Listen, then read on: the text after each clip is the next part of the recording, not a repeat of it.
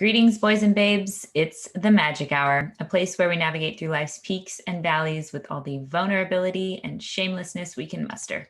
With the help of world-class guests from all walks of life, we uncover new truths and valuable tools for manifesting our highest potential. I'm your host, Mercedes Terrell, along with my partner in shine, Jade Bryce. Hi, you guys. Today we are having someone on that has made such an impact in my life. Through her work, I have become more unapologetically myself, and I have learned to love with more grace. I have learned to keep my heart open when I get triggered, to withhold it. And she truly is just such a walking permission slip. And the more I work with her, the more I become the same. Yes, I still think about our last episode with her 2 years ago. I can't believe it's been 2 years already. Mm-hmm. And thinking about all the growth that's happened since then and being able to talk with her again today from this new place is pretty exciting. I feel like both you and I, Mm-hmm. Jade, are totally different people now. Big time. Um, you already know this, but her soul, being both really old and quite young at the same time, somehow allows her to access wisdom beyond the present society and catalyze it into digestible, earthy knowledge for modern women and men. Mm-hmm. This woman is a soul igniter and a devoted teacher. Her podcast, Mind Body Musings, is ranked in the top 50 of all self-help iTunes podcasts. Yup. Her mission is to help women and men unify all parts of themselves, including feminine and masculine, light and dark, introvert and extrovert, and finally, flow and go. Teaching us all to marry our innate feminine energies with our masculine guidance. Please help me welcome one of our favorite love queens to the Magic Hour, Mrs. Maddy Moon. Good job. All right, guys, I'm recording. All right. And we are so thrilled to welcome one of our favorite love queens, Maddy Moon, to the Magic Hour. Yay! Yay. Hi, thank you so much for having me. Yeah, we're so excited. Yeah, we are stoked to see your face again. We are both, well, we're already big fans of you, of course, but we both are in your women's group, or I guess it's kind of ending now, the Sisu Society, but Transitioning. yes, transitioning. That's the word I So was good to looking see for. you both in there, though. That was Yeah. wonderful. Yeah. So speaking of that and us following you, there's a post that kind of pushed Jade and I over the edge and made us say, we got to talk to you again. And it was the one where you invited us to stop waiting for a conscious masculine man to take you where you want to go. So let's talk about what inspired this perspective in you. Yeah, a lot of things. It's specifically that post was inspired from hearing my girlfriends wanting a conscious man, because when they get a conscious man, then they will feel themselves be fucked open to God, right? Meeting that space where sexuality meets spirituality. And no man is ever going to deliver that to you. And I'm all about feminine and masculine polarity in relationship. Like, certainly when I'm with a conscious masculine partner, my feminine is deepened. And that doesn't come without me first learning how my masculine is the one that does that and holds that for me. It's not actually a masculine that's outside of me, it's within me. And then feeling the presence of another masculine partner who is doing his own work in this world simply deepens it. And certainly, like, I've had partners in my life that have been conscious and masculine, and showed me tantric breath work that opened me up in really brilliant, deep, safe, beautiful, nourishing ways. And that is a huge lie that so many women I'm noticing are buying into, is that that's what's needed, is like meeting that conscious man in order to access those parts of themselves that get deeply penetrated, deeply open, deeply spiritual. And it's just a way you're withholding.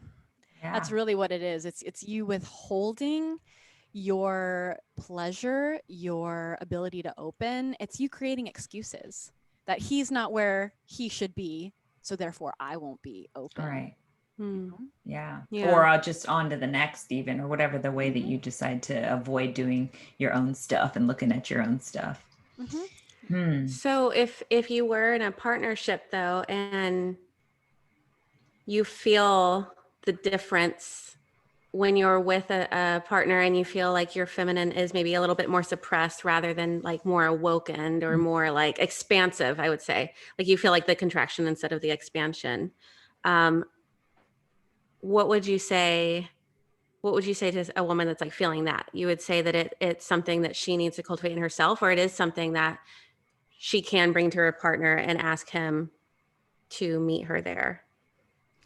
So you're asking if a woman is feeling, if a woman is with a partner who is more in his feminine, what does she do? Is that what you're asking? Or maybe he's just not leading. He's not being that conscious masculine and meeting her in like the depths of intimacy that she wants to meet him Yeah. in. But she also feels that her like feminine is, I don't feel this way currently, but I felt this way in the past. So I wanted to ask, she also feels like when she's in his presence that her feminine is more contracted instead of expansive. Like she feels smaller instead of more fully herself in his presence. So with that perspective that you just brought up, would that be something that she would need to work on in her own practice, or is that something that she needs to work on in her relationship? Well, I'd say both. So there's two different layers to this. The first one is, how can you open regardless? Like this is the biggest practice. Mm-hmm. The second is going to be a great practice too that I will share, or more like a something to consider. But the first one is, if love could not be lost, how then would you act? Maybe you've been with this person for 13 years and they've seen you be one way for so long. And you're now interested in this polarity world. You're interested in revealing your feminine more, but you're scared that your partner will judge you for opening up in these really new ways.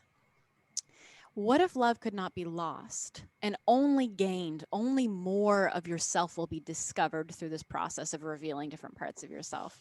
Like I have clients who come to me who have been married for a while, and I'm giving them assignments to do that are just like way out of their comfort zone. And one of the first thoughts is, what is my partner going to think about this? This is going to be weird.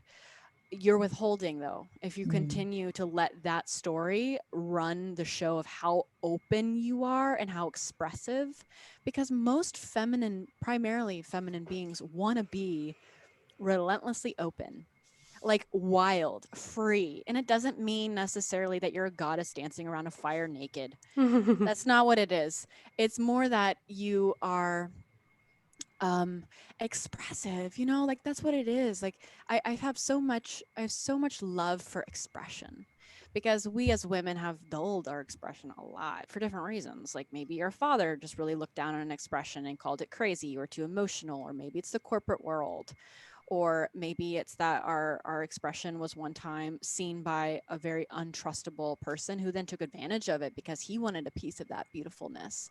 Right? There's a lot of reasons why tender, vulnerable women have shut down their expressiveness. But now, as we get older, as we learn how to create containers, and we have safety and structure, and we're financially independent, we're safe to open, we're safe to express. So we have to reteach our bodies how to open. So that's number one. And that means oftentimes, to your question, Jade, out feminining your man, because we live in a world where women are hyper masculine and a lot of men are hyper feminine. They are scared to take the lead. They are scared primarily because many women expect them to do it perfectly, because we can lead so well. We can lead so well. And many men are scared by that. And because we can lead so well, it we have chronic, and this is an issue that we as women need to start paying attention to. We have chronic disapproval. And so they've already lost before they've even tried. Because we can make the reservation for 7 p.m. and we won't fuck it up. For Tuesday night, yeah, it's easy.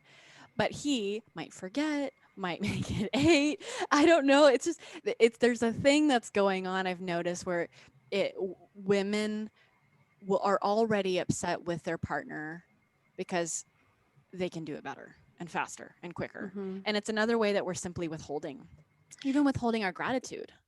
I want to know that issue that for sure I've experienced in my own relationships over and over. And that's been a pattern for me. And it's been a pattern to be the leader and then to be disappointed when he doesn't show up to be the leader, which obviously isn't reasonable from my, what I'm asking isn't reasonable of him. What is it that's happening for women growing up? I think you spoke to it a little bit there. And for men growing up, that's putting us in these two polar positions that are not necessarily in alignment with the energy we want to embody. So if we're a woman, we don't grow up in a situation where we become very feminine women, or if we're a man, we don't grow up to become very masculine men a lot of the time. Mm-hmm. Because many reasons, but it all comes down to our shadows and what we're afraid to look like. So I'll give a great example. I don't mean to have a whole bunch of gender stereotypes here, but I am a feminine masculine teacher. I teach men and women primarily, so that's the kind of verbiage that I'm going to be using here. Mm-hmm. But at all different genders and all different relationships, this same polarity works. I'm just using these pronouns for simplicity. So a lot of women are hyper masculine because of, it could be so many different reasons, like religion, or they watched this is a great example. They watched their mother and their father's relationship and it was toxic. So you're a little girl and you're watching your parents, and daddy brings home the bacon. Mom doesn't have any financial responsibility or power because she stays at home and she's a stay-at-home mom. She's a housewife. She's raising the kids. And dad then has all the power. Let's say dad actually is deeply wounded himself and he doesn't have a support system because he's a man and he was told not to cry and not to feel his feelings, and he was raised in that toxic masculine environment. So he doesn't even know how to handle his own feelings. So he takes out his anger on mom and on the kids. And so you as a kid, you're growing up and you're watching, oh, men have power and money and that they are not to be trusted. Women who don't have money or power will end up being beaten and hurt and abused. I'm going to grow up and I'm going to make a whole bunch of money and I'm never going to rely on a man ever. So this girl grows up, she gets a corporate job, she climbs the ladder, she becomes CEO. She's not very expressive because expressive equals very vulnerable. Even if it's just like pleasure, like that's scary, don't show it. She ends up kind of repelling a lot of the good men because she's the masculine. So all the men all the men who really could take care of her aren't really attracted to her because they want to conquer something with love, like the good conscious men. And they want to protect their woman and keep her safe. But if she's so hardened, that they're going to be like, oh, I want to find a softer being to love on. And it's fine that she's tough, and it's fine she's a strong masculine. That's good. We're not trying to trade that in. We're actually trying to have as much of us available as possible. So that woman in this example, who is very relatable to a lot of us, what her deepest fear is to be seen as the housewife. Right. As the housewife who doesn't make money. And that's going to determine how she acts in the world, how she walks, how she talks, how she answers a phone call, how she takes a sip of water. Everything she does will be lived through the archetype of strong, independent woman. You'll feel it in her presence. So the deepest healing for her, if she wants to learn how to come back home to her feminine, it's for her to look at, how do I relentlessly adopt, welcome in the archetype of devotional housewife for fun. That's the beautiful thing. She's not submissive by force. She doesn't have to do that. No one's in charge of her. So she's actually empowered to make the choice to welcome in the part of her that could be barefoot and pregnant, the part of her that could stay at home and make pasta and food for her husband and greet him at the door. It's playing with the energy and bringing it in, because only once she starts to realize that, oh, yeah, there's a part of me that can be devotional housewife through love and through empowerment, only then will she actually be empowered, because her life is being lived currently in reaction, not in response, in reaction to, I can't look like a housewife. I can't look like I'm repressed. I can't look like, so everything she does, all of her choices, the men she dates, is in reaction rather than in response. Yeah. So when we dig out these old narratives, doing our shadow work or whatever modality you want to use to get there, we can identify where we're afraid to identify. Like we're literally afraid to identify with the housewife, or for me, it was like the nurturing mother, you know, places where we saw vulnerableness and we didn't want to be seen as that way, so, because of an old narrative. So when we can, what I'm hearing from you is when we can finally delineate what those narratives are, we get to release them or choose if we're going to keep carrying them or release them. But when we finally become aware, we get the choice to rewrite it. There's more of us available to love too. Yeah. To be loved and to love. Like my partner gets to love my fire breathing dragon, but also my cute little fawn, my powerful, empowered business owner, but then also like my submissive sacred slut. Like, you know, I can be dominated and I can dominate. So many of us human beings walk around with just like, this is who I am. That's it.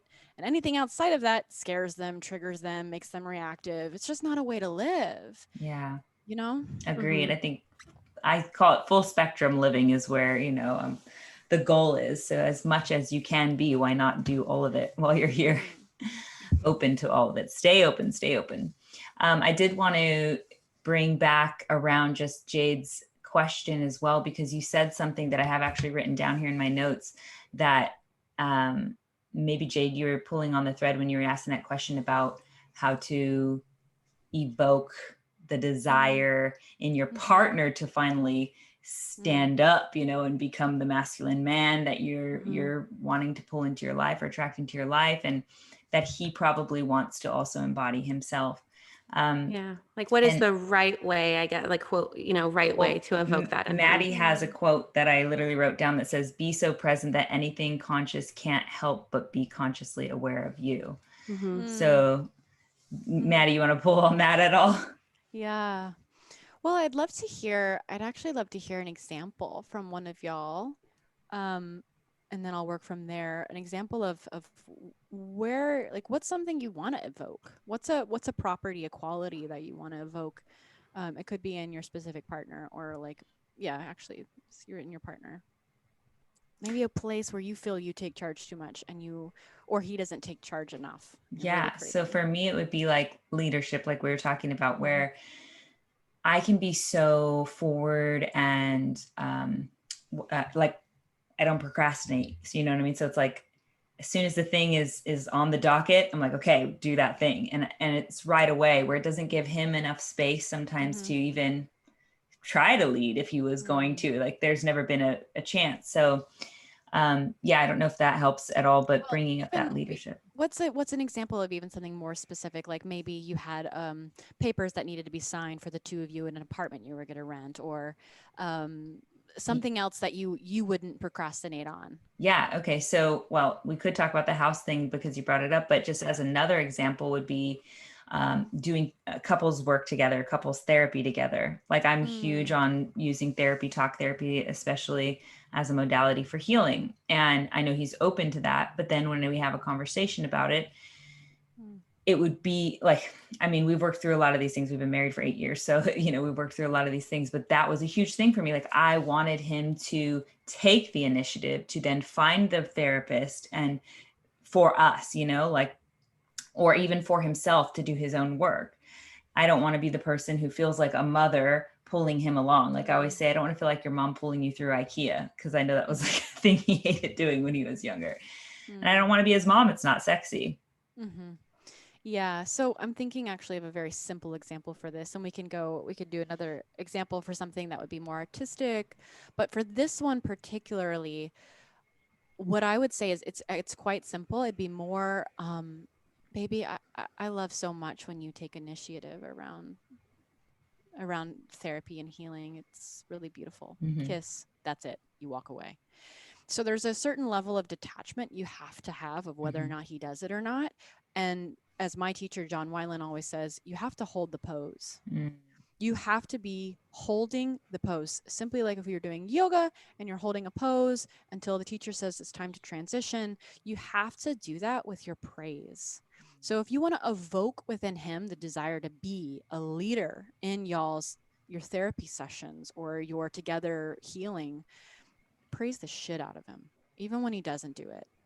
I mean, that is the way of the future, is we're getting rid of punishment being a thing that we use anymore Yeah. at all. Gone. We have to be determined to let go of punishment, which requires immense generosity and willingness, major willingness. This is the path of the willing, of Joan of Arc level willing. Mm. And so for him, like, because this is not so much, this is a little more challenging to evoke than doing the dishes or Yeah. something like that, where like this is psychologically infused. There's some resistance in him to probably getting help Sure. for the two of you. So there's more involved there, and it will take like a little bit more directness of the praise, of just, baby, I love it so much when you book our therapy sessions, thank you, kissing him. And if he doesn't, you being someone who's very clear on what you want, I would encourage you to do it, or to do it with him, and leave any punishment or any Mm. resentment for him not doing it in the past all gone. You just do it, because this is ultimately what you want, Mm-hmm. right? It's what you want. This is the thing that you want, and you have to own that you want this. Maybe he doesn't want it as much as you do, but you Mm-hmm. do, and that's all that matters. So you own your own desire for having therapy, which also includes owning the experience of booking the sessions, as you praise him for when he does, especially when he does. If he does book it, I mean, that's one of the biggest mistakes women make, is that they don't praise afterwards, Yeah. after they finally get what they want. Why do you think Because that's then, so hard, praising? because Because it feels hard for me. mm-hmm, That it's makes me very feel challenging. mean, but It's very challenging. It's very challenging because that we have the thoughts in our head. Well, it was that so hard, Right. you You know, should or have well, done it I could have done anyway. it. Yeah. Should have Mm-hmm. done it anyways. Like that's just more for me, I think I think in my head it's like, well, if I praise him, he'll stop trying. I think. Mm. mm-hmm. Yeah, isn't that interesting? So it just, that's something very, it brings a curiosity to me, because it's not just you, that's, you're reflecting something of our culture, Mm-hmm. is of, if we get praised, Mm. we'll stop doing the thing, Yeah. so Mm-hmm. let's just keep punishing. Mm-hmm. That's how our society has worked as a Yeah. Mm-hmm. whole. And that's why it's so good we're having this conversation, because it's making us take a double look at, like, wait a minute, that doesn't make any sense. To be praised for something is leading us to think that it won't happen anymore, because they just got Mm-hmm. love, Right. That's when crazy. love is actually the Dang. greatest motivator. Yeah. There's this are y'all familiar with Om Rupani? Yeah. Mm-hmm. Oh, right here. Okay, great. Oh Oh wait. no, that's Mirabai, but you probably have it there somewhere. Yeah, it's right. Okay, go ahead. Yeah. Yeah, that Om Rupani talks about how, So weird. have y'all talked about this in the podcast before, the green light, red light? No. Okay, so he has a chapter about how every man has a green light. Well, they have a light in them, and it either goes green or it goes red. And if his love is turning on the red light by saying, well, I should have done it anyways, Mm-hmm. or not rewarding after he does the thing, his light's going to go red, and he's going to think to himself, and this might sound harsh, but it's true. He's going to think, why am I with her? Like, I'm not, like, this is chronic disapproval. I You're feel like closing. shit. Yeah. I just did the thing she wanted, and I feel like shit. I need to go find a woman who makes me feel like a king. Mm-hmm. You know, and it's the same thing for women. I'm focusing a lot about what we as women are responsible for, but it's the same thing. Like if a man is constantly turning on our red light in our body, we're going to be like, why am I with him? He makes me feel like shit. Yeah. Mm-hmm. And what does that look Vice like? Because a versa. lot of our followers are men. So I'd love to get just the Mm. other perspective as well. Let me think of personal examples because I've been with I've been with people who have it's all different. You know, maybe we all three can share what our Yeah. red lights are whenever we're with someone. Um, Typically, it feels for me it's a lack of communication. I get a red light when I speak my thoughts or could be something super simple. I just speak.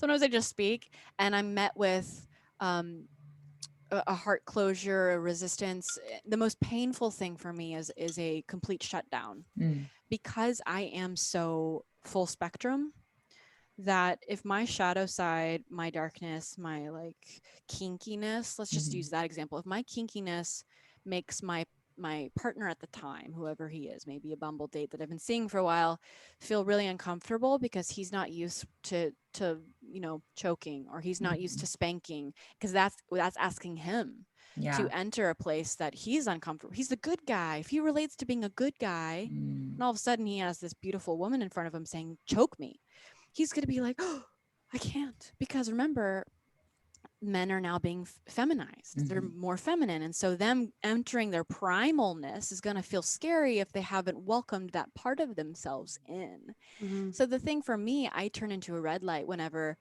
if that person that I'm with just completely shuts down and shuts me out. Then I kind of, or shames me, even worse, shames me for my Mm-hmm. openness and my sexuality. You know, there's shame or definitely gaslighting. Like, obviously, that's a huge one of like turning it back around, calling like you're making up or you're crazy or you're hearing something that I never said. That's a major, major one. I'm Mm-hmm. never going to be with someone who turns on that red light in me, makes me feel like, oh, I'm the crazy one, because I'm not. Mm-hmm. Do y'all have do y'all have ones? Yeah, the book I was reaching for was Prerequisites to Ecstasy. Mm-hmm. Was the one that he wrote, Om Rupani, right? Mm-hmm. Um, yeah, that makes sense. Does that answer your question, Mercedes, about how the men do it? Well, Maddie's asking if we have examples in our lives. So I think mine would be something around like my husband is, I'd say he's fairly securely attached, but he has an avoidant tendency as well. Mm-hmm. And I have an anxious tendency, attachment style. Um, and so whenever he does things to escape, essentially, which is what I call it, whatever that is, where he goes away or he goes away mentally, or, Mm-hmm. he finds different ways to escape, whether physically or mentally, spiritually, all the things. I feel abandoned, and that's a closure for me. I mean, maybe that's too esoteric, maybe it's too far out there, but yeah. So, I mean, to bring it into like context, it's like, hey, you want to go on a hike this Saturday? And they answer me, oh, well, the waves are probably going to be good, so I'm going to go surf. So like before even, which is okay, but like if I get into the place of I'm feeling like he's doing it because he doesn't want to actually be around me, maybe we're not in a good place at that moment, or I don't know. But for me, it's like if it feels like he's going to shut down connection with me and choose something else, if the something else is especially not healthy, I guess surfing's not a good example because that's a pretty great thing to go do. I could choose to go to the beach or whatever with him. But if he chooses to go do something that is not it's going to be toxic for him in the long run over being with me, then it triggers me into this old wound of like, I'm feeling abandoned. I'm feeling like he's choosing something over me. Mm. And part of that is my work to do. So I understand that, but also this is a tendency of his. This happens over and over and over. So I know it's also a thing where he wants to get away because he's feeling like it's going to be too intimate of a situation and he doesn't want to get into that zone. This is stuff we work on in therapy. So yeah, I don't know. Does that bring anything else? Yeah, Yeah. I want to pause on that because this is really good and we can work with this to Okay. bring more texture to what we're talking about here with Yeah. polarity. So I've been reading it a lot recently. I'm very familiar with anxious attachment styles and avoidant, and I think if we reframed them, it's actually feminine and masculine. Mm. I had Go this into huge that. aha Yeah. moment. Yeah, huge aha moment, like realizing how similar they are. It's truly just feminine and masculine because the feminine in all of us is a black hole for more and more closeness Mhm. and love and intimacy. The feminine in all of us is like a glutton for love, and it's never fucking enough. Yeah. The core of the feminine, she wants everything. And all of us, men or women. And then the masculine in all of us is it's consciousness, it's time, it's space, and what the masculine's biggest desire is in all of us is to be free of burden, Hmm. gone, free of burden, avoidance, taking a break. That's all of us. So like that's why so many of us connect deeply with meditation. We sit, we close our eyes, we leave for a bit, we're gone. We go into the part of us that's never changed. We go into nothingness. We Hmm. drool, we drop our heads, we lose ourselves. It's so nice. It's bliss. It's death. The masculine's deepest desire basically is to die. Right. You Hmm. ever just want to crawl into a hole and never come out and just Yeah. everything be That'd be blissful? easier. You know, that's the masculine on all of us. So whereas your feminine goes, I want closeness, come to Hmm. me, because you're primarily, even if you relate to being a go-getter, cross the t's, dot the i's, you're primarily feminine Sure. because you want more intimacy and love. You're an anxious attacher, and he sounds like he's primarily a masculine being. If he craves to go out and surf, just like my teacher John Weiland does, that's his main thing is to go and surf. Just that he's in the feminine when he does that. Hmm. Your partner's in the feminine in water when he does that, and it helps ground in his own masculine. So so I just want to really pause there because that's really cool. Like anytime that we are in relationship with people and we're like, I'm anxious, he's avoidant. Actually, you're feminine, he's masculine. Great. That's exactly what we wanted. So it's good. And I love that reframe because it's kind of a nice twist on it to realize, oh, actually, we have all the ingredients for polarity. Mm-hmm. So a typical response might be for you or for anybody else listening to this, shut down.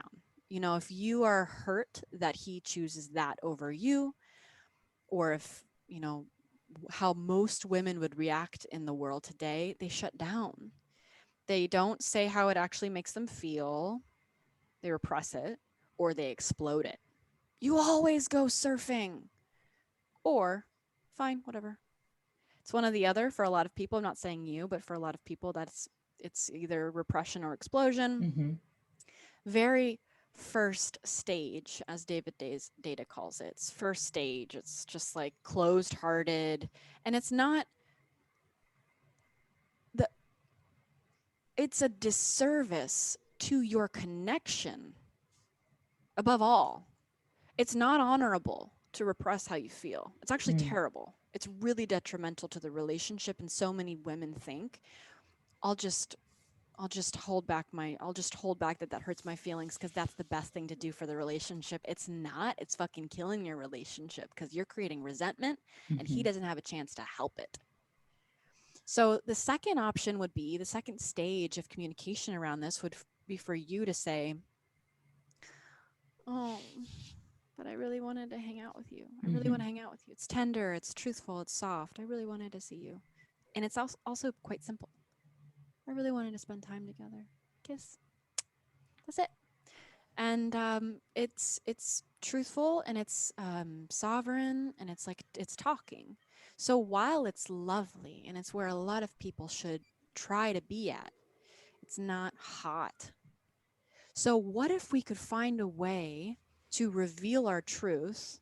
Your truth in this instance is I want time with you. I don't want you to go out surf. Like that's the heart of your truth. What if you could reveal that while also creating sexual attraction? Mhm. That's polarity. So you can artfully begin to discover ways to reveal your truth to him that you want him to stay by embracing some of these shadow sides. So, for example, 5-stage clinger archetype. You could play with that. He says, I'm going to go surfing. And you just drop to his feet and you hold onto his legs and you go, no, I'm never letting you go ever, ever, ever. I'm a 5-stage clinger. And you kind of create this whole artistic piece out of it, blown out of proportion. Like, really, you have to stick to it. You have to commit to the theater of it. And that's when we go back to the question of evoking. That's how evoking happens, is when we actually create art out of what it is that we want, or how it is that we feel. We end up evoking within them, oh my God, she's so cute. She's doing this thing I've never seen her do before. I don't want to go surf. I want to stay here with her. And we can do tons of examples on things like that. That's just the first one that comes to mind for what you shared. Yeah, I love the playfulness in that. And I love how you're able to make humor so spiritual. Like, and I know you said that it's the highest level of spirituality, but I know for me, playfulness does not come natural. So how can people who, like, when they hear that example, they're like, oh, that feels so phony to me, or that just like that's not my personality. How can they open up more play in their hearts? Mm. Yeah, well, I have to say this, that that that's the big lie. My personality. Mm-hmm. It's like that's the box you made of who you are. Mm. That's what makes you feel safe. So what that really means is that doesn't make me feel safe. Uh, No, it's not your personality, because your personality honestly is partly how you were born, but also partly how you were bred to be. mm-hmm. If you were raised in Morocco with a completely different family, what your personality is, even if this with the same soul, same body, be wildly different. Mm-hmm. So we have to also understand that we're comfortable with certain parts of ourselves and uncomfortable with other parts because of the family we were raised in, the environment, the culture, the time of our lives. Mm-hmm. That's beautiful because it's malleable. Mm-hmm. Your nervous system doesn't know how to be playful. There's a big difference. Mm-hmm. Your nervous system is like, I mean, I don't know. I was Jade, in your upbringing, was humor either all over the place everywhere, and so everything was funny, or was it not really present at all? Was there one or the other extreme in your life growing up? Um, Out of curiosity. I myself was not allowed to be playful because I wasn't allowed to express at all. There was no like no speaking. Period. Just stay in your room. I don't want to see you. Always was the situation. But I know for me and my healing journey, uh, what was uh, what came up around play was that was where my sexual trauma happened. So that's where I stopped playing. And so I have worked on a lot of healing around the sexual trauma, but I'm still working on opening up the play. Yeah. So great example, and it makes total sense. So one thing I would love for you to invite into your life is the idea that you're so playful. You're Hmm. so funny. You're so playful, you're so funny, because you are. It's your nervous system has an association right now with play, unsafe. Play, death. It's very closely related in your body. The body keeps the score. Hmm. So your body is keeping tabs on how expressive you are, because how expressive you are might be associated with how close to danger and death you are without Hmm. being able to breathe, right?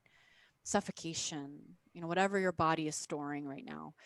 So my first, besides just like the talking to of like, it's in you, I promise, Hmm. there's also major compassion we send to our bodies, and love and understanding, and there's no need for you to be any kind of way playfully or humorously. There's no comparison that we need to do if we've made it there to being funny. There's little tiny things we can do to begin to bring just a little bit more playfulness into our lives. And I'm trying to think of an example right now. Uh, it can honestly be like sounds, something as simple as sounds, or Like if you feel a little bit needy and you want your partner's affection, or you're not even needy, you just want to try making a sound and see how your body feels. You can go up to him and go "Prow," and just like scratch at him, and that's it. Like literally that's it, and just go walk away. It's awkward and it's funny and it's cute. So there's just these little tiny things like, I want to be a little bit of an animal today. You just walk over "Prow," and you like rub your face against your partner, and then you go on your way.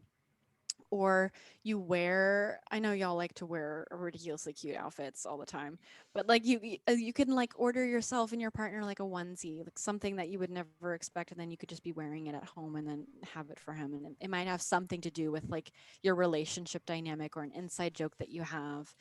um I don't know. And then continue to watch other humorous skits.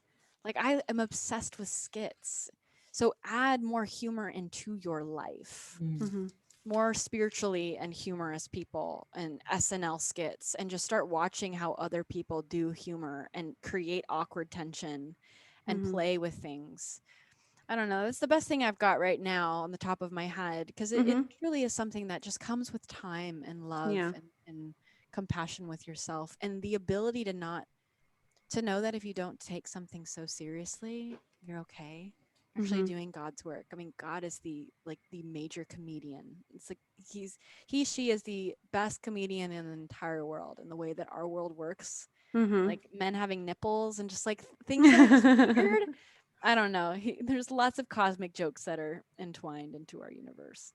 Yeah. I don't know if it's helpful either or harmful, but a lot of it, when I see myself getting too serious, like taking things too seriously, not being playful enough, not taking a break, not relaxing into my feminine, I ask, literally, what is this all for? Because the answer is always nothing. There's like no real answer to that at the end of the day. So if I should spend all my time here being really serious and having no playtime, like, no, I that is not the option I choose. So it's like getting back to the present moment where I actually get to choose what happens from here and what happens right now, instead of when I'm projecting into the future constantly. A lot of that comes with so much suffering, because I'm like just trying to want things out there and want things. And like you're saying, that yearning for that feminine yearning that never ends, that feminine longing that never ends. And it is just this void that sucks in anything she can get, and she'll just continue taking.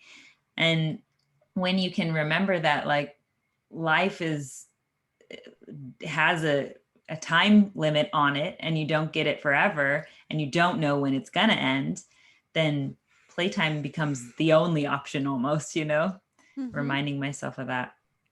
Yeah.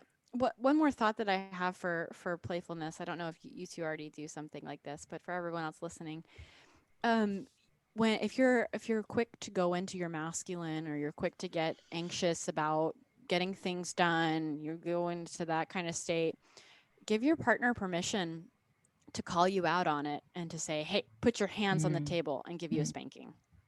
I love it when men do that, and they're just like, "Stop that. Put your hands on the table. I'm giving you 3 spankings." It's my favorite thing, because instantly it puts me in the feminine. Yeah. If I'm getting anxious about things or sporadic, and then my response is always, "Oh, okay." Yeah. Here we go.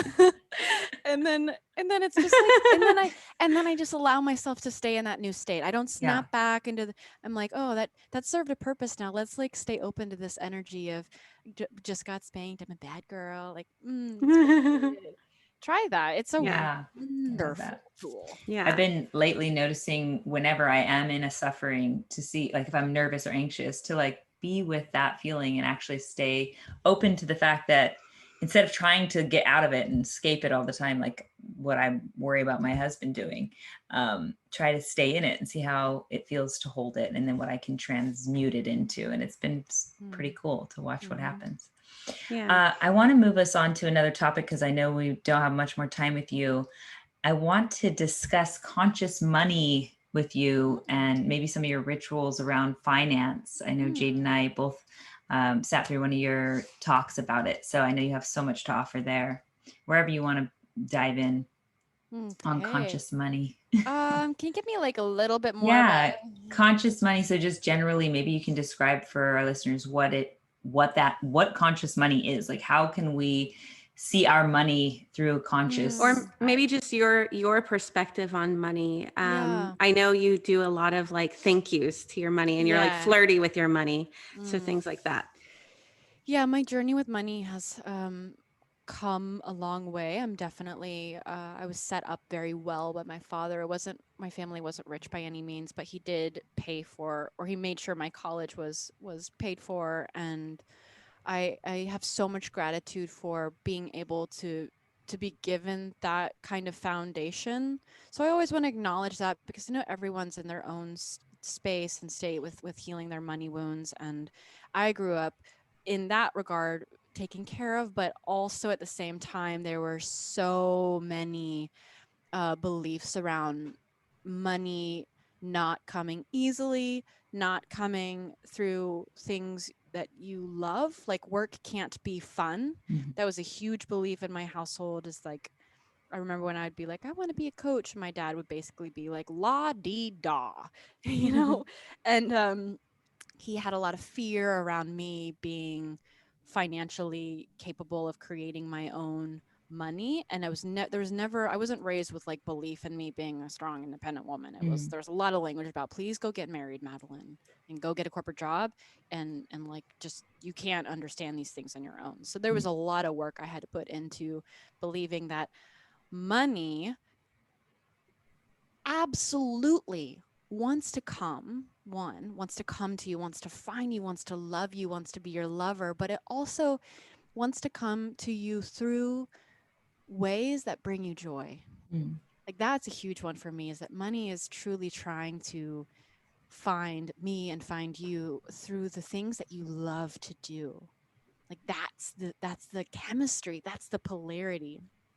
And more recently, like where I'm at now, right now, is seeing money as a spirit. I know both of y'all were in the call that I did with my friend Rana. She does spirit of money meditations, and I've cultivated over the past year this idea that money really is like an entity. It's its own spiritual entity. It's like, kind of, it's very feminine, and she's very motherly, actually. And so I see money as this motherly um energy that comes into my life, and I then tenderly hold.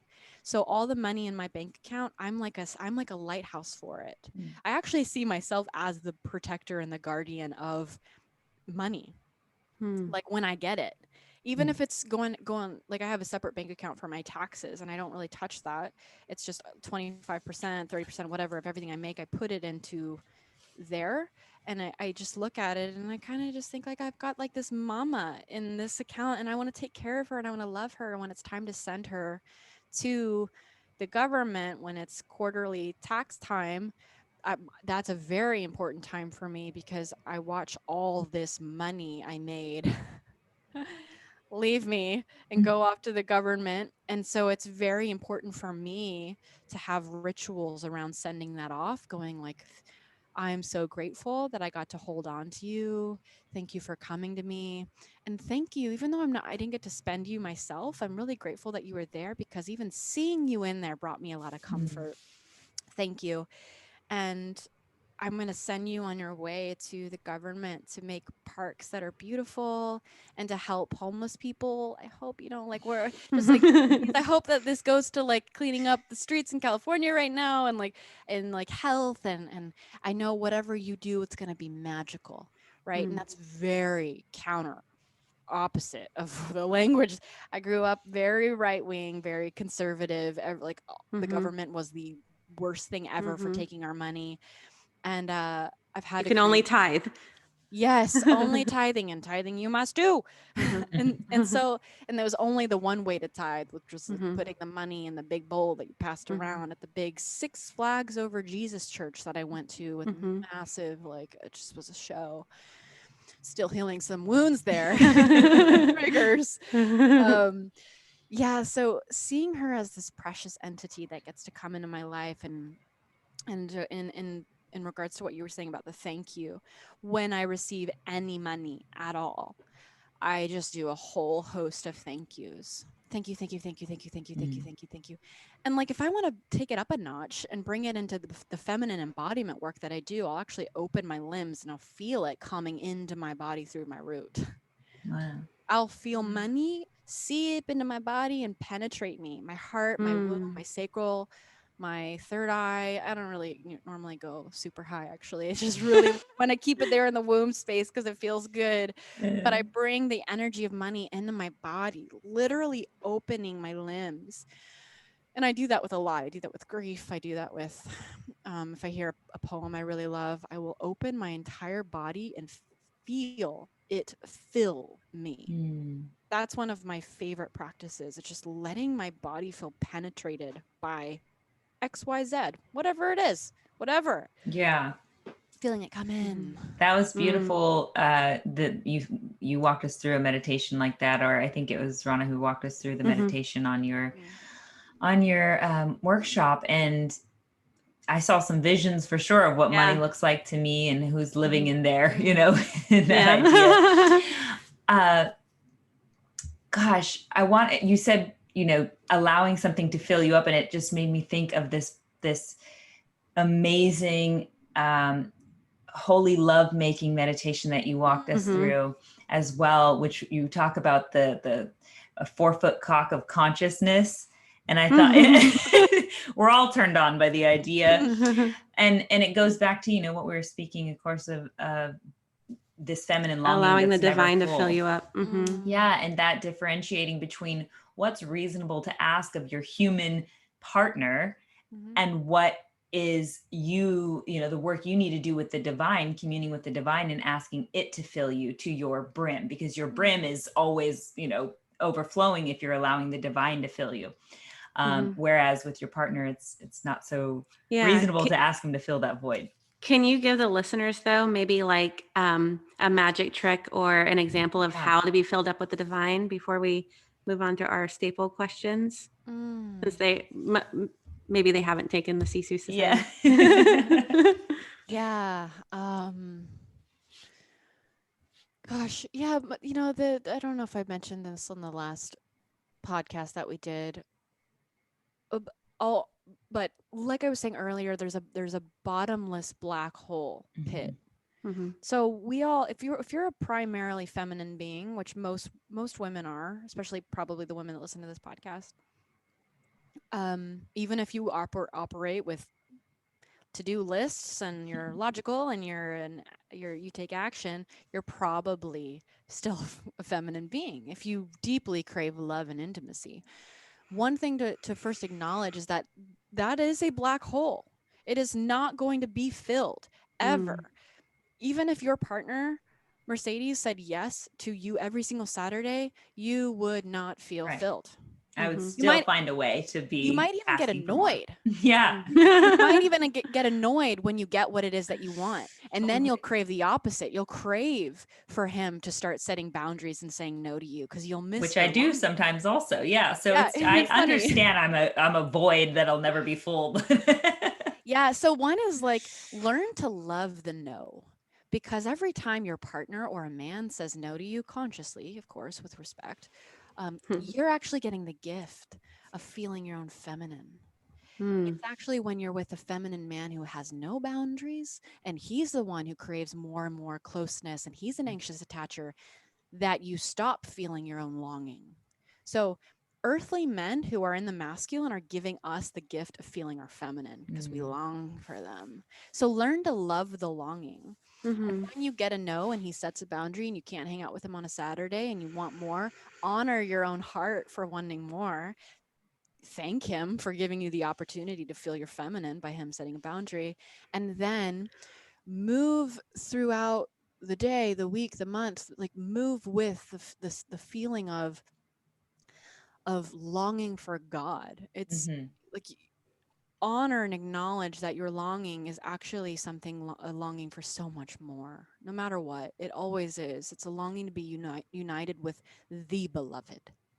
Is there a moment where I have that, you know, I have this concept in my mind. I listen to you tell me it all the time. You know, is there a moment I want to know, is there a moment where I will have the switch happen where I can sit with that longing, yearning? It almost feels like grief in me a lot of the time, and have the bliss of it, the thankfulness that comes with it, the gratitude that comes with it being an actually an enjoyable experience. Does that happen? Or I just have to Yeah. be able to be Yeah, in yeah, pain? yeah, yeah. No, yeah. It happens. It happens. It definitely happens. Like I find beauty in the grief. I find beauty in the. I mean, there's moments. Things can be so beautiful that they make you sad. Mm-hmm. Like when a great example is like looking into my dog's eyes. Mm-hmm. Like I feel so much love, and the love I feel from him and to him is heartbreaking because it's temporary. Yeah. Mm-hmm. Like this life is. There's a thing that John always says at the end of workshops when you're staring into your lover's eyes and it's been an hour and a half of deep practice and where everyone's crying and open and like, oh, and he says this thing. He says, look into your partner's eyes without moving your lips, just say through your eyes, let's love each other because we don't have much longer. Mm-hmm. And it just like breaks me open Yeah. when I hear him say that. It's just in my mind, it's this doesn't last forever, so let's love each other. This doesn't last like that to me. It fills me up. It's not just grief. It's like it's beauty. Yeah. I think all beauty has a tender, sweet sadness to it because it is temporary, and that's what makes it so magical. So we have to learn to love our own grief and not be afraid Yeah. of it. That Then is we get true beautiful. stuff. That example of joy or beauty on the opposite of grief, but really they're just sitting so closely together. You can almost taste the other when you sit with it long enough. It kind of transmutes itself. Beautiful stuff, Maddy. I'm going to have to integrate more, sit with it more. So we want to wrap up the show here, and we like to ask a few short questions as we do that. So first off, if you could hug your younger self right now, what would you say? Oh, I would hug her and I would say, oh, oh my God. I just so basic. I just say, I love you. That's really what I need. I love you. I had this little, I don't know if little younger me would get it, but I would say, I love you for free. I love you for free. I had a lover that would tell me that after I broke up with him, because I was so afraid that I would always lose love. Yeah. If I was a bad girl or I did something wrong or I broke up with you, like I would always lose it. And he just would tell me all the time, I love you for free. And that's like my favorite thing now is like, you don't have to do anything. It's free. I love you. I love that. If you could have the whole world read one book, which would it be? Man, what books do I got there on my bookshelf? Um, I would say actually, yeah, I would say Gene Keys, the Gene Keys book. Oh, okay. Yeah, it's a massive book. It covers a lot. It's kind of cheating because it just covers. Do you favor everything. Gene Keys over human design? Do you feel? Really? Majorly, Okay. majorly. Oh my God, yes, so much. Okay. I just signed up for you in your file that you send everybody. You have a Gene Keys course, and I just signed up for that, so I'm super excited. Yeah. Awesome. The Golden Path. Yeah. Cool. Yeah, it's just amazing. And for those of you who haven't, Maddie had Richard Rudd on her podcast, and it's amazing. Yeah. Oh, I didn't know twice. Okay. I'll go listen. The author of, the creator Gene of Keys. Gene Keys. He's like Jesus. He Seriously, is. I'm ready to like. He's really channeling it. I'm gonna pack a rucksack bag and just like follow him. Like I've thought about like asking him, can I just come like live in England and like. That's how we feel about Eric Gotze. Yeah. Oh, I don't know who that is. We'll have to introduce you. Yeah. I'm about halfway through Gene Keys, and I have to kind of just go back and sit with, one chapter at a time and just feel into it. I mean, there's so much in there. You can just live in one chapter your whole life. I feel like that's amazing. Intense. You're halfway through. I only read one at a time, like slowly. Yeah. Probably only read 5 keys total because I go. Yeah. I mean, that's probably how it should be done, but I just keep going while I'm jogging every day. Yeah, I like that approach. I figure it integrates in there at some point. It's all getting in there. Okay. If you could whisper one phrase to everyone on the planet, or at least everyone who's listening now, what would you say? One phrase.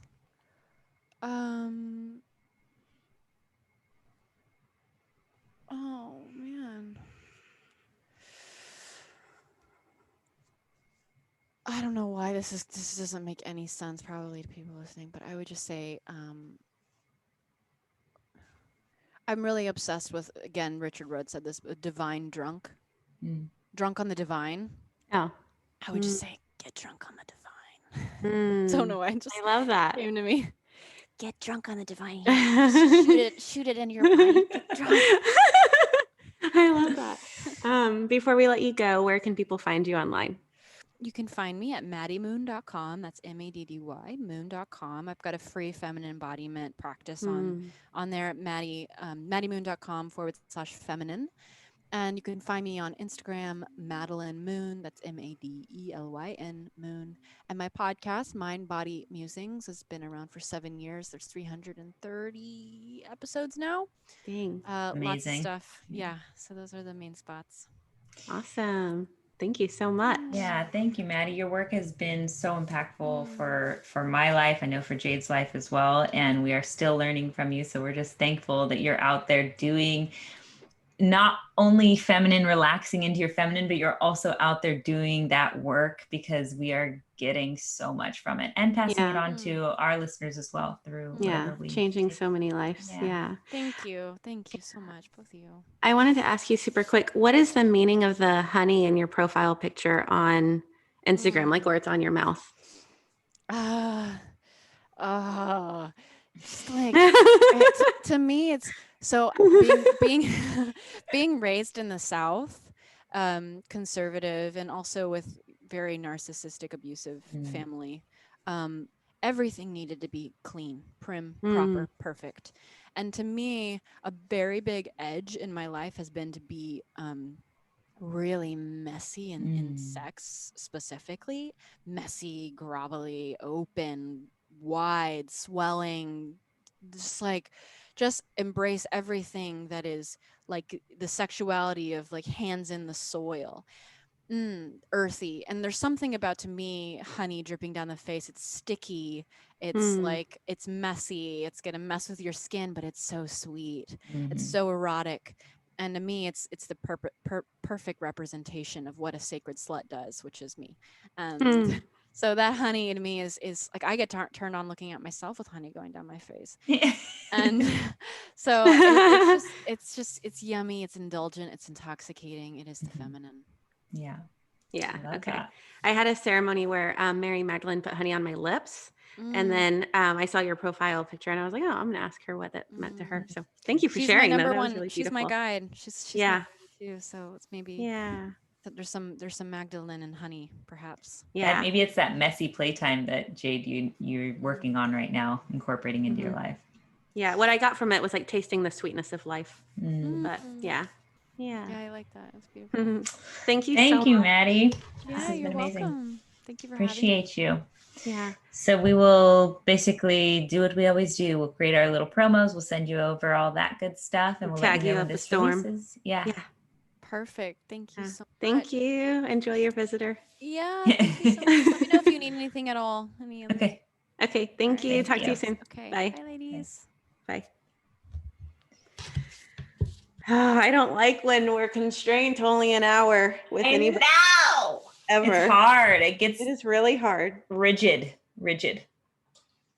I know. Not in the good way. Well, I don't like the word rigid, but but it just feel like when we're like, I mean, and I respect her boundary. I know, like, this is no shame to her for like only giving us an hour, but I feel like when we only have an hour with someone that we really want to talk to, I feel like the more time that goes by, the like deeper in this black hole that I'm in, where there's like all these questions swirling around my head in the hole and I can't ask anything. Yeah, I think we have to just practice patience and kind of go where the conversations take us, because otherwise we get lost in trying to fit in all the topics, because we want our listeners to get so much out of it, but they're going to get, like, they're being in this energy with us is going to be the most valuable piece, no matter what actually gets articulated. And an hour is a long time for people to listen. I know. To, so I don't. Thank you for listening. We love you. And I hope it's bringing value to your life. That's all we want. All right. What is your magic trick? Okay. My magic today is super sweet and simple. It is to stop saying sorry for lots of things, but I'm going to give you just 4. The 4 that I'm going to bring to your mind today, because we can all hold 4 things in our mind to stop saying sorry for, right? Stop saying sorry for being busy and owning your own time. Stop saying sorry for setting boundaries for yourself. Stop saying sorry for being, stop saying sorry for not being perfect always. Stop saying sorry for crying or showing emotions. So this came to me because I have several friends, actually. Jade, you've even talked about this on this show, where you noticed yourself doing it a lot, of like saying sorry, and you're like, what am I apologizing for? Like taking up space, like being alive? Like, is it my existence? Well, I tend to leave really long audio messages and then end it with, sorry, this is so long, and sorry I cuss so much. But I try instead to say, thank you for listening to this whole thing. Yes, there you go. So, and thank you is a great replacement for sorry if you have to feel that feeling. But in this case, when I'm talking about these 4 specific examples, you don't need to say sorry for crying or showing your emotions. Like, you're allowed to exist. Yeah, you're allowed to be a lot. And whatever you think too much is, you're allowed to exist. So please, especially women, but also men who might have this tendency too, but stop saying sorry for your existence. That's really what, at the end of the day, like if you sit with it, you might be apologizing for taking up too much space, essentially. And it's amazing that you take up space. You are worthy to take up space. So I just want this to be a reminder. I hope it doesn't come off as like annoying, but I know that if something you expressed, it happened for you before. I know I've heard it a million times. I've probably done it a million times myself. So hopefully it's valuable. What's your magic today? So mine, this can be mixed into any meditation that you do. This isn't like a meditation in itself. It's just something to involve in your meditation. So, and whatever, that you're sitting with to, as you're taking your big belly breaths, to feel, this is what I like to do. And, so for me, every day I do a different meditation. I don't have this one regular thing that I do every single day. I have notes in my phone with different links to meditations, and I just go down the list. And when I end it, I start all the way over. But in all of those, what I've been doing, and I got this from Maddy Moon, is in the middle of that meditation or whenever feels right, as I'm taking big belly breaths, I imagine that like I'm leaning back into the divine masculine, and that can be whatever the divine masculine is for you. It could be, for some people, I'm always surprised, but for some people, they say it's their partners. For some people, they say Christ. I'm always surprised for some reason. I'm always like, oh, I don't know. They ain't enough. I know it sounds so rude, but I like to picture, like, honestly, I like to picture Christ. Right. Some people like to picture like Saint to Maddie's point earlier, we long for more than a human can offer. Yeah. So it is kind of interesting that they think of the divine as human. When they say their partner, I'm always like, wow. Like for some reason, I don't know. Although Christ was human. I'm just going to put that out there. Yeah, I know. So, I mean, I don't know. He wasn't, I didn't know him. And we're all divine as well. Yeah. Yeah. But that's who I picture is Christ. I lean back. So, so in this meditation, you're going to during your big belly breaths, you're going to imagine that you're leaning back into whatever the divine masculine is for you. Okay. And then you're staring in front of you into the eyes of whoever the divine feminine is for you. Okay. So for me, that's Mary Magdalene. For some people, that's Kali. For some people, that's, Durga, whoever. And just let them see all of your triggers, all of your transgressions, all of your sadness, whatever it is that you're feeling that you want to release or that you want to give to them. Mm-hmm. And then hear them both, the divine masculine and the divine feminine, say, I love you, I see that, and I love you. And then just receive that love from both of them. And for me, I feel very wrapped up by the masculine and feminine energy in that space. It feels almost like, for me, it feels almost like motherly and fatherly. So, okay, I just envisioned, because I was thinking from a listener's perspective and from my own perspective when I first did Maddy's holy lovemaking meditation, that the same thing is asked of you, like to envision the divine, masculine or feminine. In this case, you want us to envision both. And from my perspective, when I did that, it was really hard for me to come up with it. I got really caught up on trying to figure out who that person or figurehead or vision is that is the divine, what masculine and well, divine. who do you picture when you picture the cock of consciousness? I picture Xerxes from 300. Oh, that's right. Yeah. Who is also like the bad god in that, but whatever. That's who I picture. Kind of also mixed with Leonidas, though. So it's kind of human. But what I was going to say is right now, when I was listening to you, I envisioned the masculine and feminine divine as a whole like tribe of super strong females standing in front of me as the feminine. And yeah, you can do that. As men standing behind me, like kind of holding me and, Yeah. like holding me or receiving what I need to give or whatever it is. So I kind of like that where it's a collective. You don't have to like even pin it on one. That's fine. Yeah. I love it. Okay. But good. I like your magic. Anyway, I just wanted to add that tidbit because sometimes I know I got lost in like trying to figure that out and was like losing track of I can the see actual that. practice. Yeah. All right. Magic Mobbers, thank you so much for tuning in and taking this journey with us. If this episode held some magic for you, please share it with your friends and family. This would mean so much to us. And don't forget to join us on our Instagram page at The Magic Hour and let us know what your favorite episodes have been so far. We appreciate all of your feedback and want to know what's lighting you up. Yes, guys. And as Jade mentioned there, we absolutely adore you for sending us reviews on the podcast app and on and writing us, leaving us ratings and reviews. So 5 stars, of course, and leaving us a review if you liked the show with just a quick little something about it. Just say, love ya, fam. And we will be so appreciative. That's the only way that this podcast gets to all the ears out there. And it's also what helps us get guests on the show who we want to talk to so we can hopefully bring their expertise and value to your life. So love you for doing it. Thank you in advance. And I want to also invite you to, of course, listen every Monday because we release a new episode. And if you'd like, you can go find another one of our episodes in our podcast library now. Until then, be a light.